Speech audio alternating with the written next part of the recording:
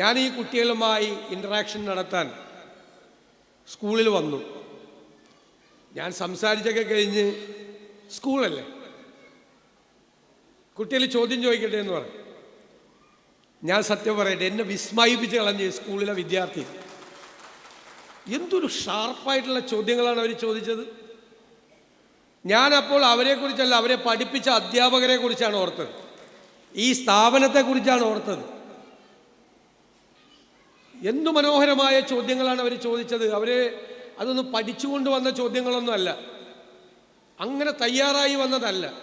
പക്ഷേ നമുക്ക് ഉത്തരം പറയാൻ ബുദ്ധിമുട്ടുള്ള എന്നാൽ രസകരങ്ങളായ മനോഹരമായ ചോദ്യങ്ങൾ.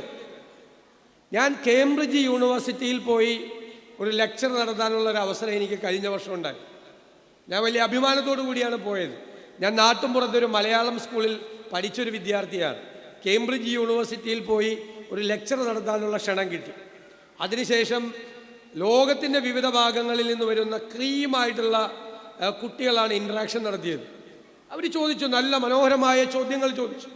പക്ഷെ ഞാൻ അവിടെ ഇരുന്ന കുഞ്ഞുങ്ങളുടെ ചോദ്യങ്ങൾ കേംബ്രിഡ്ജ് യൂണിവേഴ്സിറ്റി ക്യാമ്പസിലിരുന്ന് കേട്ടപ്പോഴും ഞാൻ ഓർത്തത് സുല്ല മുസ്ലിം ഓറിയൻ്റൽ ഹയർ സെക്കൻഡറി സ്കൂളിലെ കുഞ്ഞുങ്ങളെ കുറിച്ചാണ്.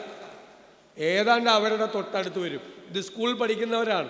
അവർ UGയും PGയിലും പഠിക്കുന്ന റിസർച്ച് സ്കോളേഴ്സായിട്ടുള്ള കുട്ടികളാണ് അവിടെ എന്നോട് ചോദ്യങ്ങൾ ചോദിച്ചത്. ഇവിടെ സ്കൂളിൽ പഠിക്കുന്ന കുട്ടികളാണ് ചോദ്യങ്ങൾ ചോദിച്ചത്. അവരെ പ്രാപ്തരാക്കിയത് മുനീബ് മാഷിൻ്റെ നേതൃത്വത്തിലുള്ള, മിന്നൽ ടീച്ചറിൻ്റെ എല്ലാം നേതൃത്വത്തിലുള്ള ഈ അധ്യാപകരാണ്, അധ്യാപകരുടെ കൂട്ടായ്മയാണ്. അത് സ്കൂൾ മാനേജ്മെൻറ്റിന് കൂടി അവകാശപ്പെട്ടതാണ്.